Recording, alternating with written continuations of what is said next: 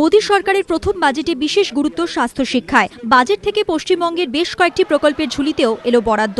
এ রাজ্যের কল্যাণীতে এইমস তৈরির জন্য কেন্দ্রের ছাড়পত্র ইতিমধ্যেই মিলেছে। চলতি আর্থিক বর্ষের বাজেটে সেই প্রকল্পের জন্য আলাদা করে অর্থ বরাদ্দ করল মোদী সরকার।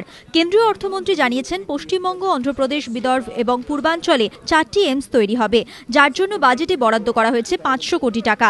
পাশাপাশি বাজেট বক্তৃতা পেশের সময় জেটলি জানান, আগামী 5 বছরে প্রতি রাজ্যে এইমস তৈরিও তাঁদের লক্ষ্য।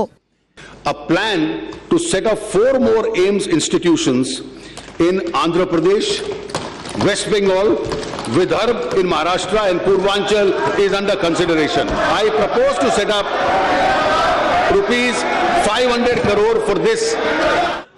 শুধু অবশ্য এইমসই নয়, বাজেটে গুরুত্ব দেওয়া হয়েছে রাজ্যের আরেক প্রতিষ্ঠান SRFTI কেও। বাজেটে পুনের FTI এবং কলকাতার SRFTI কে জাতীয় প্রতিষ্ঠানের মর্যাদা দেওয়ার প্রস্তাব দিয়েছেন কেন্দ্রীয় অর্থমন্ত্রী।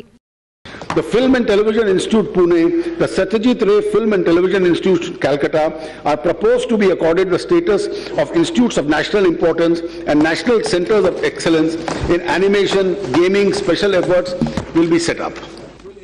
দেশ জুড়ে আরও বেশ কয়েকটি শিক্ষা প্রতিষ্ঠান তৈরির প্রস্তাবও দেওয়া হয়েছে মোদী সরকারের প্রথম বাজেটে, যার মধ্যে রয়েছে দেশ জুড়ে 12টি নতুন সরকারি মেডিকেল কলেজ, জম্মু কাশ্মীর, গোয়া, কেরল, অন্ধ্রপ্রদেশ এবং ছত্তিশগড়ে 5টি IIT, হিমাচল প্রদেশ, পাঞ্জাব, বিহার, ওড়িশা ও মহারাষ্ট্রে 5টি IIM, অন্ধ্রপ্রদেশ এবং রাজস্থানে কৃষি বিশ্ববিদ্যালয়, মণিপুরে ক্রীড়া বিশ্ববিদ্যালয়, সমস্ত রাজ্যে জাতীয় ক্রীড়া একাডেমি। ABP আনন্দ।